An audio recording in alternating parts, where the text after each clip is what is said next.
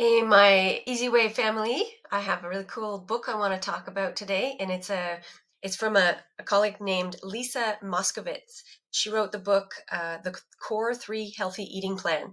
And very coolly, she describes what she calls the 4 archetypes of eaters.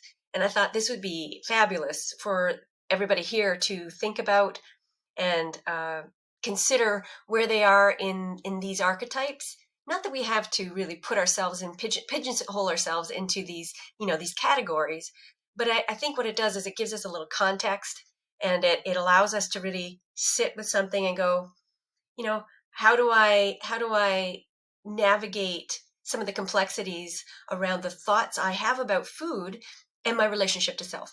So this is very powerful because the Easy Way is about that. It's about making it easy, trying to find ways to release your fears around food, your judgments around yourself and eating, and make it so much easier to live in a personalized relationship with these foods that is healthier, and it allows your body then to be healthier. Okay, so that is the whole preface. So her book, the Core 3 Healthy Eating Plan, pretty cool. And so I'm going to discuss really quickly here the 4 archetypes of eaters. And if you want to read a book, go for it. But this information alone actually could really help you dial in kind of your relationships a little bit more precisely and allow things to release. Okay.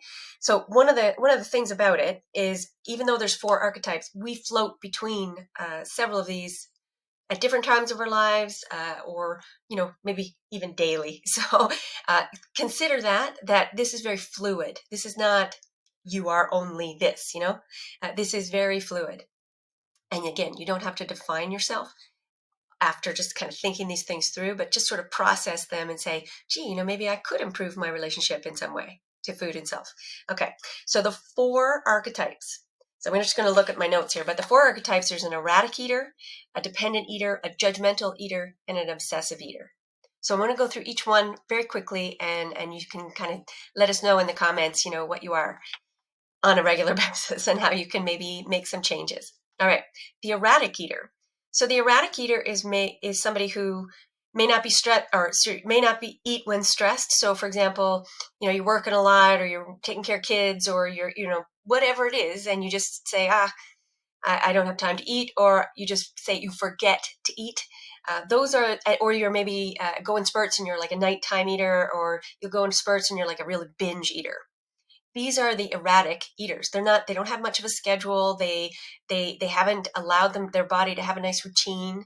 And the Easy Way process is about having a routine, right? That typically is a couple of times a day you eat, and it's very, planned and all of that, to get your body into a routine and a knowing of what to expect. Erratic eaters, they're all over the place. And these people apparently tend to be a little more weight prone, having weight issues and metabolism issues, because there's no consistency of care.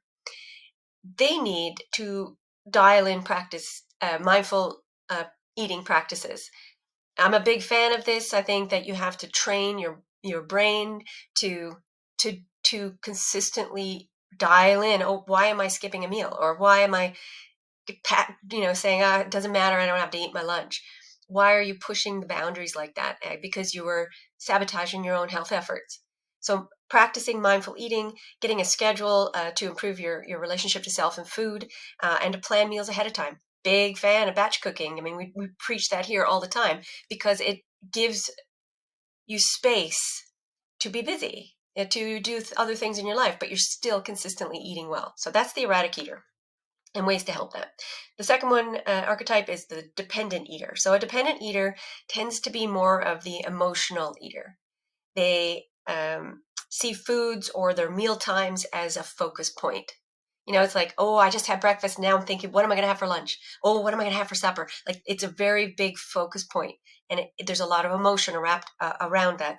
And they also can see food as a reward or as a coping mechanism for, happy things that happen in your life, or stressful things that happen in your life. So the emotional eater, this is dependent on food.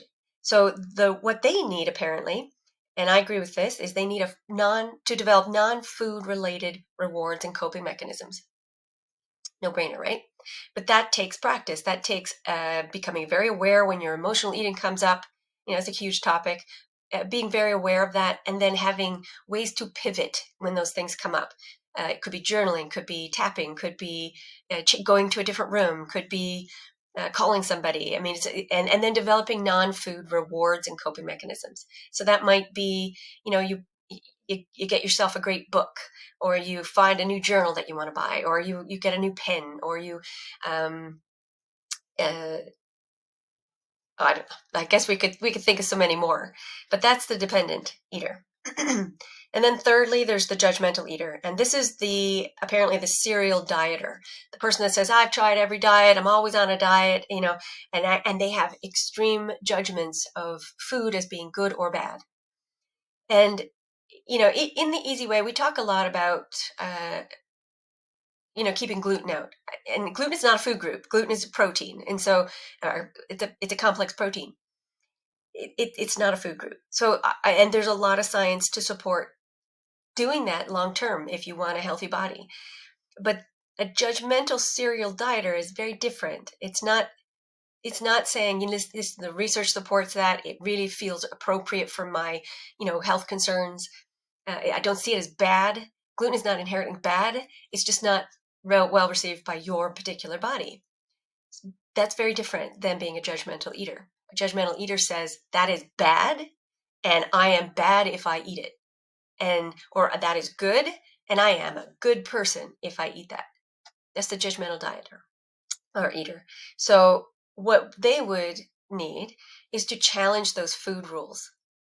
Really dig into either working with geeks like me, or we look at the studies all the time, but figuring out, is that actually based on truth for their body?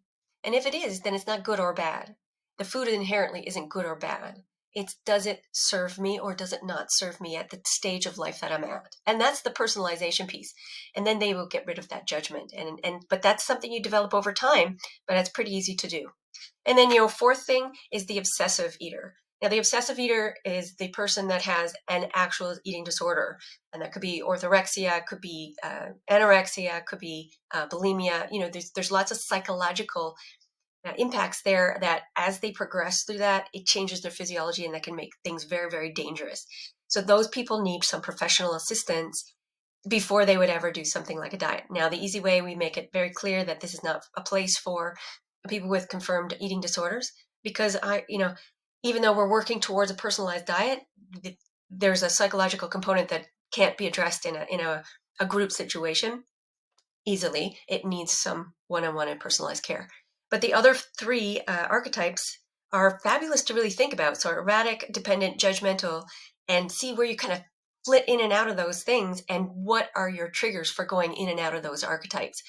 Then the work is finding out how to support yourself to create new habits.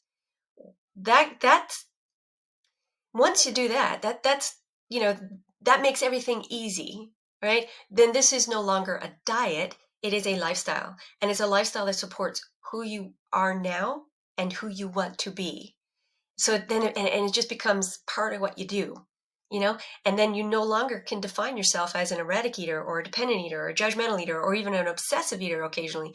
It is no longer that. You're a supportive eater.